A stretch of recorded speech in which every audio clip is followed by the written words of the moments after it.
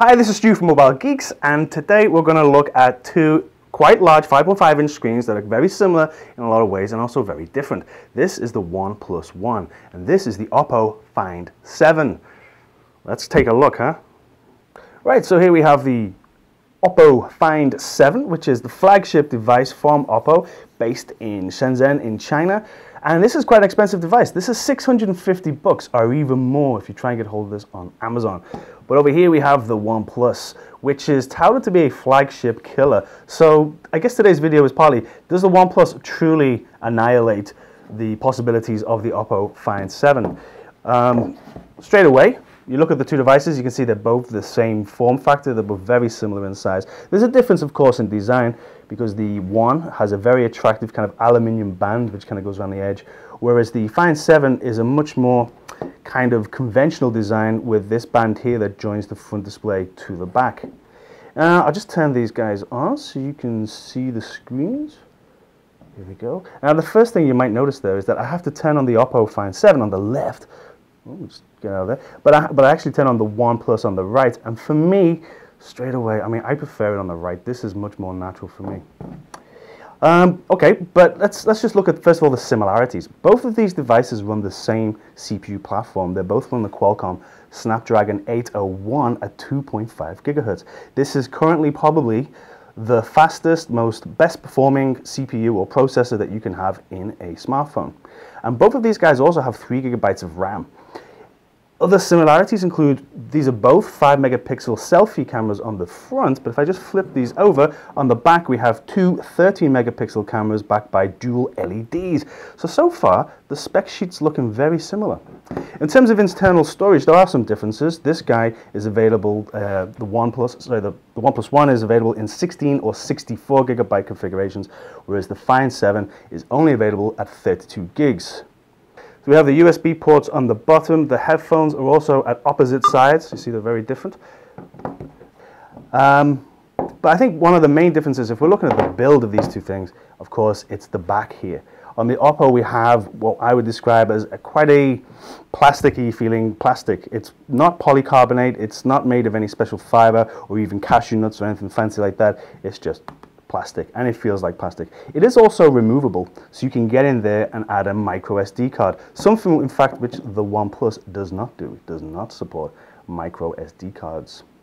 But if we're looking at the design quality here, this absolutely feels fantastic. I mean, there's just, I don't know how to describe this to you except to say it's a black sandstone cover is how it's described, and it actually kind of feels like stone. They've done a really excellent job of making this polycarbonate plastic not feel like plastic. The other good thing is that if you take it out of the SIM slot here, you can actually wangle your way in and remove the back cover, and OnePlus offer a series of very attractive back covers which you can play around with. Some of them actually look quite stunning. You have wood and marble and quite ceramic looking back covers. Okay, so we've looked at the similarities. What can we find any other differences? Well, straight away, I mean, the build quality, they're similar. They're both showing very good build quality, but there is a difference in weight. Actually, the Oppo Find 7 is 171 grams, whereas the One here is only 162 grams. So it's a little bit lighter. I guess the aluminium frame used in here is a little bit lighter to the one used in the Find 7. So although what we're looking at is pretty much identical hardware in terms of the sensor and the lenses and the dual LED, the sensor, of course, from Sony, actually, the cameras are a little bit different when it comes to the app. Let's first of all take a look at what Cyanogen have given us here on the OnePlus One. So if I just point that at our little robot, do you see? Okay, so where are my settings? I can go in here and I can change a lot of the very basic settings related to the camera or indeed the video. But what if I want to, use some filters or some different modes? It's kind of unintuitive, I kind of think, to have it kind of like this. Okay, we're using these in real time, but I think first-time users are going to be a little bit confused here, just as to where all these filters are. So I don't know, I think, my honest opinion is I think this camera app, it's trying to be as simple as possible, but I think they've kind of gone a little bit overboard. It's not going to be too easy for, especially first-time users and people maybe who aren't smartphone enthusiasts. Let's just get out of there. Now, if we look at the smartphone app, or sorry, rather the camera app here on the Oppo Find 7, I think this is a much more familiar kind of interface. I can look at all of the different settings for the camera. These are kind of deep settings here, I would describe them as. But if we want filters, they're just here and they're ready. And that's all of the filters that we have. And it's really quite easy to understand and very, very simplistic. One other good thing about the front, we've got the front, yeah, hey, hi Nicole, how you doing? There's the front-facing camera. You can just flick between those very easily. I think, if I'm being honest, the cameras are similar, but I would probably call that a draw. As I mentioned earlier, both of these guys have 5.5-inch displays, and they're both LCD IPS panels. You might think, okay, it's pretty much the same display, and if we're looking at viewing angles and whatnot, we can actually see that they both perform very well in terms of colors and general performance. Brightness, we've got both these screens on a full brightness. They're actually quite similar. The main difference, however, is that this guy is actually 1440, so it's got a higher resolution of 2560 times 1440 pixels. So this is what we're calling QHD, and this is just regular old full HD. Now both of these displays are actually made by JDI, who is a kind of a conglomeration or I guess a joint venture between Sony, Toshiba and Hitachi.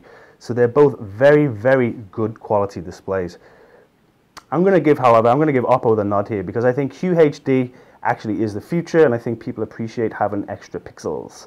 Having said that, if we move on to software quickly, as you can see, I think in terms of look and design that the OnePlus One definitely is the winner. What we've got here is Cyanogen 11S. We'll just go into settings here. You can kind of see this is kind of, if you've used Cyanogen before, it's a bit similar to a vanilla Android experience, I would say, but with a lot more flair and tons of customization options. Look at one customization, we can actually change the scroll effect. I think this is pretty cool. We can go from stack to accordion, or flip, or cylinder in, carousel. I mean, this is just, I love the way you can change pretty much every aspect of the phone here. If we do a similar thing over here on the Find 7, oh, we have effects. And they've given us tilting and vivid mode. Just the three. So yeah, okay, you can customize. I think this is kind of indicative of the OS as a whole. You can customize this guy. You can go into settings, and there are lots of things you can play around with. I mean, as you would expect from an Android experience generally, but having said that, you're not getting anywhere near the kind of customization that you're getting with Cyanogen. One other major difference is that Cyanogen kind of looks cooler. Let's compare these icons here. Let's take this dialer icon. I mean, this is just, what else could that be? That is a phone. It looks like a phone. I think in any language, in any part of the world, even in the jungles of the Amazon rainforest, that looks like a phone. Let's look over here. What have we got? We've got a kind of a picture of a dialing pad with a little phone attached to it. This is kind of trying to show too much like reality. Again, compare the camera app here. That's a camera. You can see immediately that's a camera. What's this? It's a circle. It's a lens. It's got purple inside it. They're trying to create reality rather than icons, I think. I think they've kind of missed the trick. Whoever designed this OS needs to take a lesson in iconography. I mean, look at the settings logo here compared to the settings here. It's about simplicity. We don't need this much detail. It just detracts from the whole experience. So I think Cyanogen is not just very customizable, it's also very, very attractive.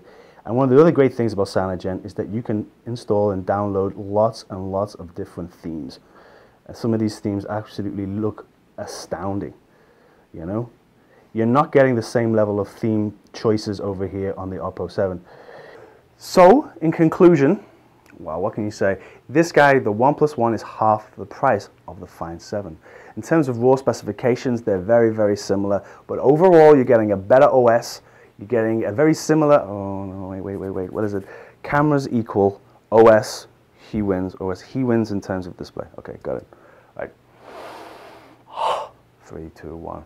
So what do we think in conclusion? Well, first of all, the biggest factor for me has to be price. This guy is around $300 if you can get hold of it. It's kind of notoriously difficult to get hold of it, but if you can, it's only $300, which is an incredible price for this level of hardware. Over here, you've got a very similar level of hardware, identical actually in most respects, but it's going to cost you a lot more. It's going to start around $600 or maybe $650 US, depending on where you go. But does the Oppo have anything going for it? the screen. We all want Quad HD. 1440p is the way to go. And I really like that they've gone ahead and tried to push the boundaries of smartphone technology with a QHD display. And that's one of the major factors that's going to attract people to the Oppo Find 7. In terms of the camera experience, I would probably call it a draw. They're using similar hardware, but I think even though the OnePlus does have some special features such as 360 panorama, and really high frame rates on 720p video recording, I think actually the software, the camera app itself kind of lets it down a little bit. In terms of performance, they're also very equal. The Qualcomm 801 is pretty much the same.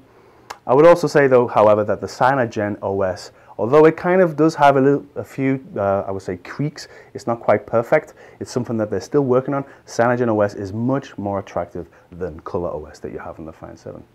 So there you are. Very similar, but we have to give this to OnePlus. It's pretty much unbeatable, and it's still the flagship killer. Thank you. This is Stu from Mobile Geeks. If you like stuff like this, don't forget to subscribe to our channel. See ya.